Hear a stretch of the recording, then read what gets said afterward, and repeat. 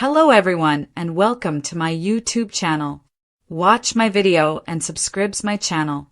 As Thomas gives Brooke a chilling warning, Ridge breaks Taylor's heart. Taylor is discussing wedding plans in the Forrester guest house while Ridge stares at her. Taylor, like everyone else, believes she knows what's best for him in the future. Taylor mentions their late daughter, Phoebe, while discussing showing Thomas and Steffi that their family is finally back together. Ridge. Thomas turns up the pressure. Brooke and Katie at Forrester's design office are still concerned about Ridge's relationship with Taylor. Across the hall, Thomas greets his grandfather and they embrace. Getting right to the point of conflict, the younger Forrester announces his attendance at his parents' wedding. Thomas goes on to say that his parents are finally getting married and that he would not let anyone or anything derail it. Eric explains that he has his own life to think about.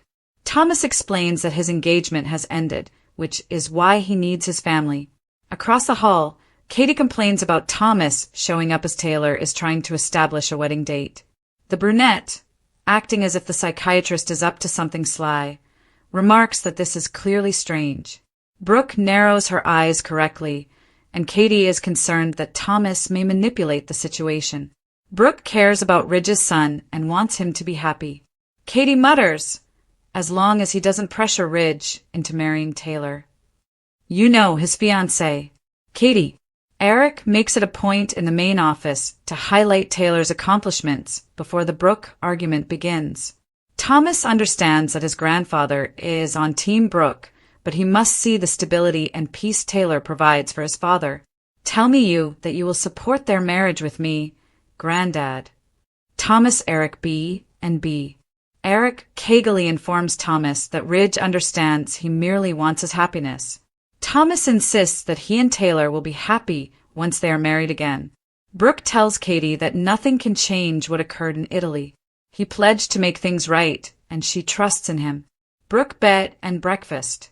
While Brooke is stating he just has to end his engagement to Taylor, Thomas enters and says that his parents are reunited and are planning their wedding.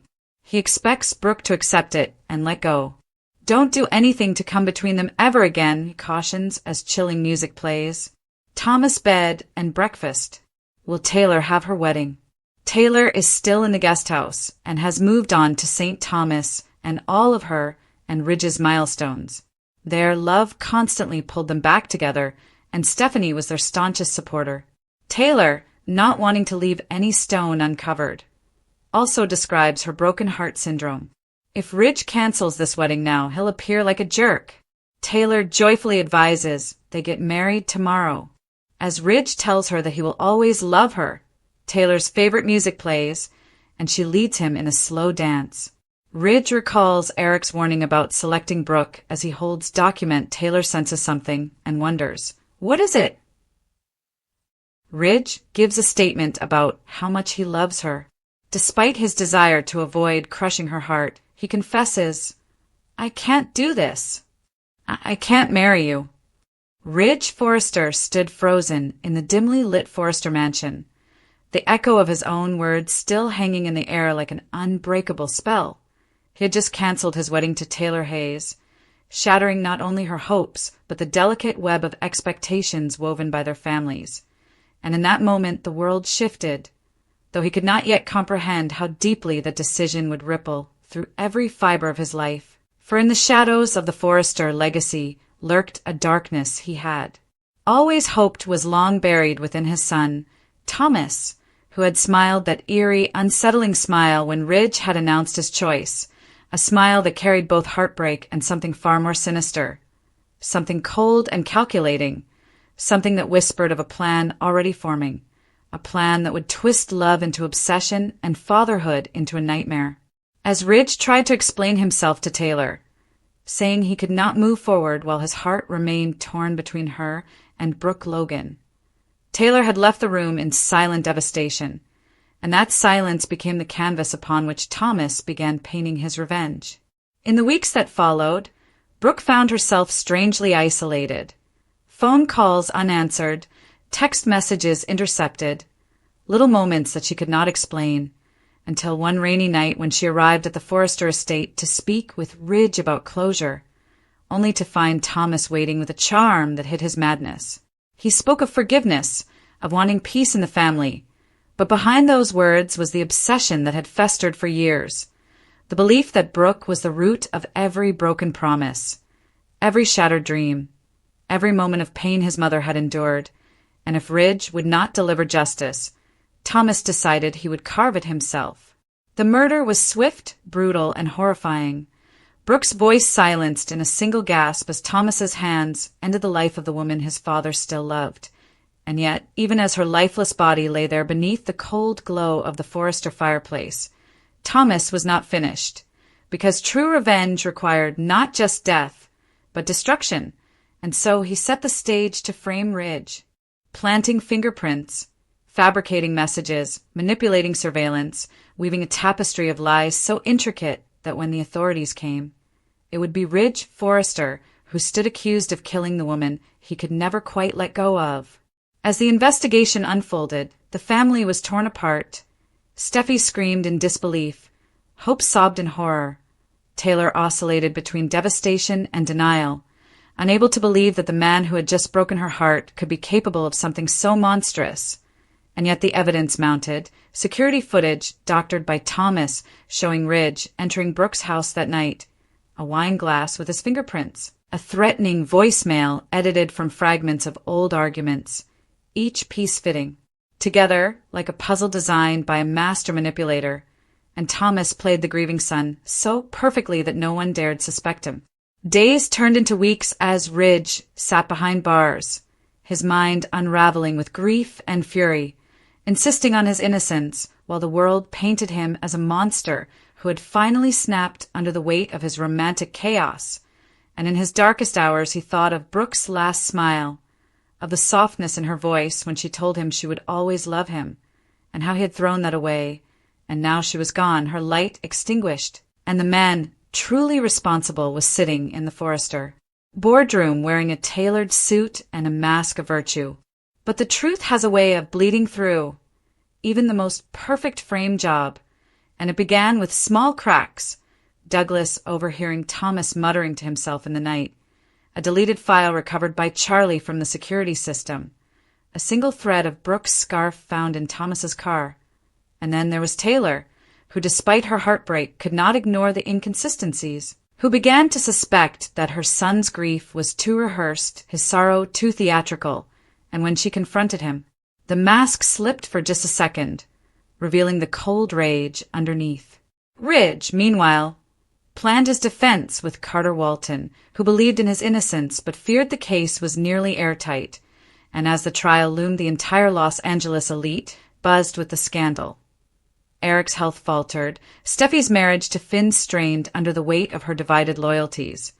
Hope clung to the belief that the man she once loved could not have killed her mother, and Bill Spencer saw an opportunity to exploit Forrester creations in their time of weakness. It was a storm of grief, betrayal, and revenge, and through it all Thomas grew bolder, whispering in the ears of those who remained loyal that Ridge had finally gotten what he deserved, even as he began designing a future where he would sit atop the Forrester empire free of the two women who had always stood in his way. But guilt is a corrosive thing, and in the dead of night Thomas found himself haunted by visions of Brooke, her eyes wide with betrayal, her lips forming the words, "How could you?" as he twisted her memory into justification.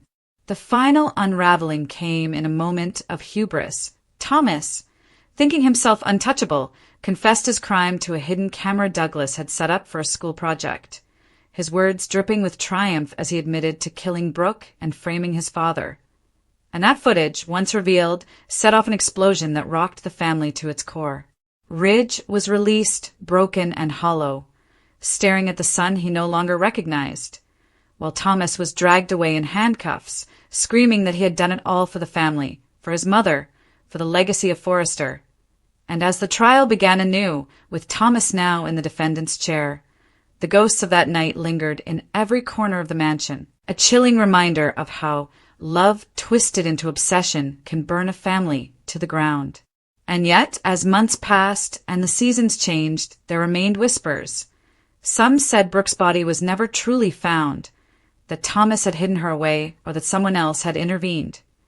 Others believed Ridge would never recover from the stain of being branded a killer, no matter how innocent, and Taylor, torn between maternal instinct and the horror of her son's deeds, vanished from Los Angeles to seek solace in Paris, leaving Steffi and hope to pick up the pieces of a family scarred forever. This was not just a murder. It was a reckoning, a dark symphony composed in lies, played out across the halls of fashion and power, and its echoes would shape the bold and the beautiful for years to come. For in the end, the greatest betrayal came not from an enemy, but from within, and Ridge Forrester would carry the weight of that night until his last breath, haunted by the memory of the woman he lost and the son who destroyed them both.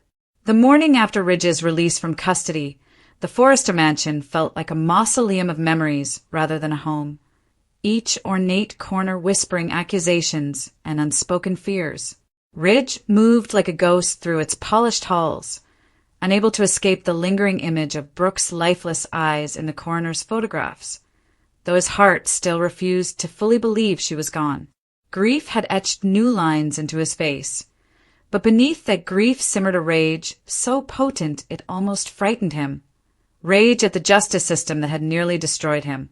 Rage at the son who had turned his love for family into a weapon. And rage at himself for being blind to the storm brewing in Thomas's soul. The world outside had not forgotten either. Paparazzi swarmed the gates, hungry for a glimpse of the man once celebrated as a fashion titan, now forever marked by scandal. Headlines screamed about the Forrester family curse, dissecting every past feud, every broken marriage, every rivalry as if the murder of Brooke Logan had been inevitable. Steffi, torn between loyalty to her father and the sickening realization of her brother's monstrosity, had moved her children into the Cliff House, hoping distance would shield them from the chaos. But nothing shielded her heart. Each time she looked at Ridge, she saw the shadow of a man who had chosen love over stability and paid a price no father should ever pay. Finn, ever the steady presence, urged her to stay strong. Yet even he wrestled with the question of whether a man could ever truly heal after being framed for such a crime by his own flesh and blood. Meanwhile, Hope Logan found herself standing in the ruins of her family's history. Her mother was gone, her stepfather was broken, and the father of her child, Liam, though supportive, could not ease the cold fury that had begun to harden in her chest. A fury aimed squarely at Thomas, the man she had once forgiven for so many sins, only to discover that forgiveness had been a seed watered with poison. As investigators revisited the crime scene in light of Douglas's footage, more chilling details emerged. The scarf fiber found in Thomas's car was just the beginning.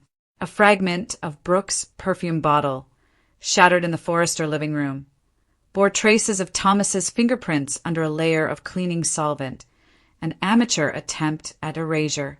Surveillance recovered from a nearby traffic camera placed Thomas's car near Brooke's home at the exact hour of her death, contradicting his alibi of being at the office.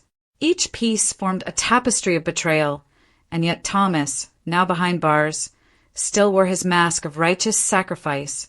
In the first hearing, his voice carried no remorse, only justification.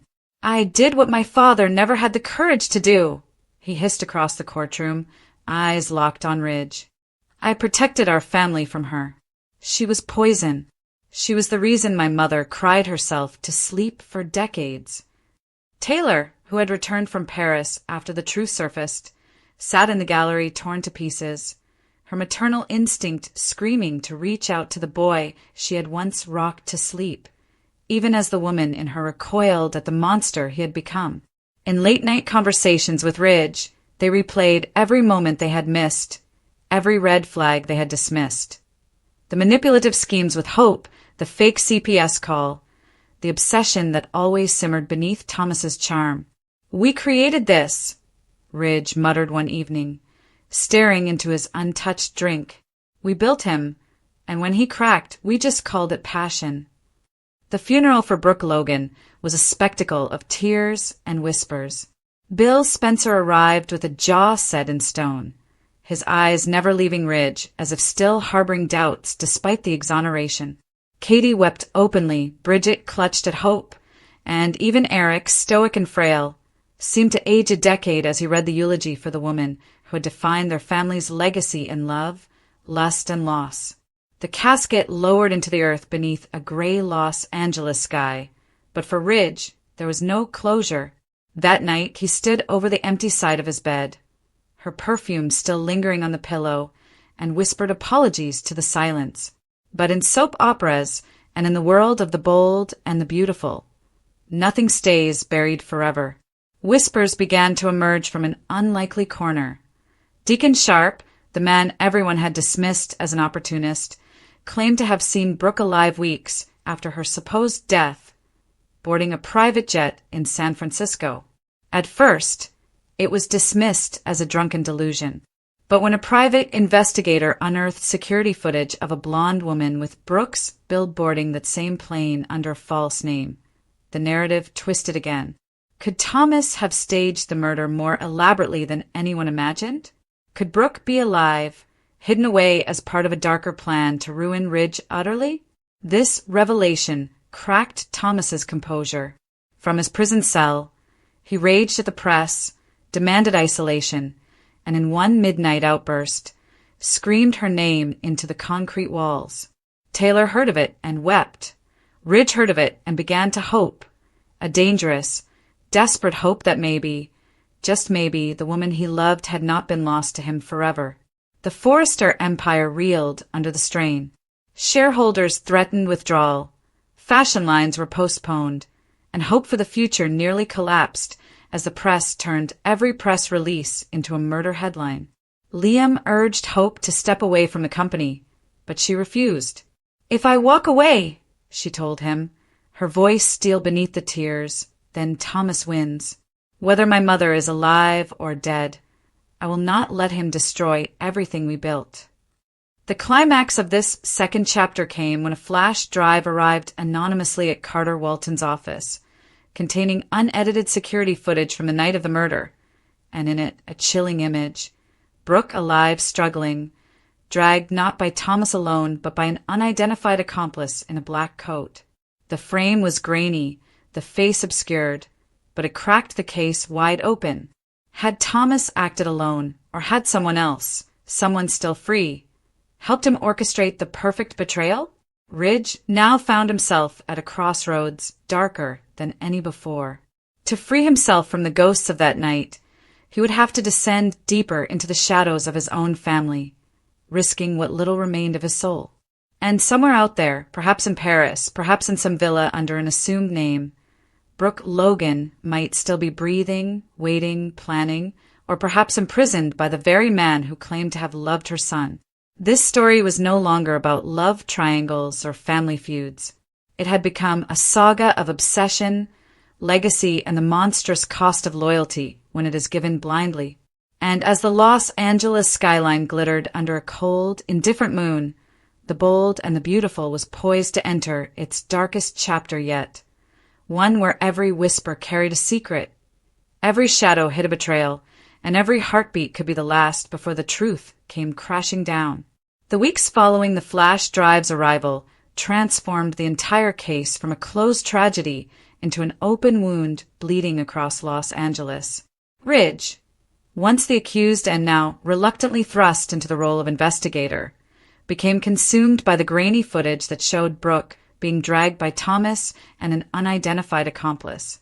Every night, he replayed it frame by frame, tracing the silhouette of the shadowed figure, tall, agile, a presence that felt unervingly familiar, yet impossible to name. The discovery ignited a storm inside him. If Brooke was alive, then the nightmare of her death had been a carefully staged performance, a theater of grief designed to break him and elevate Thomas as both savior and successor of the Forrester throne.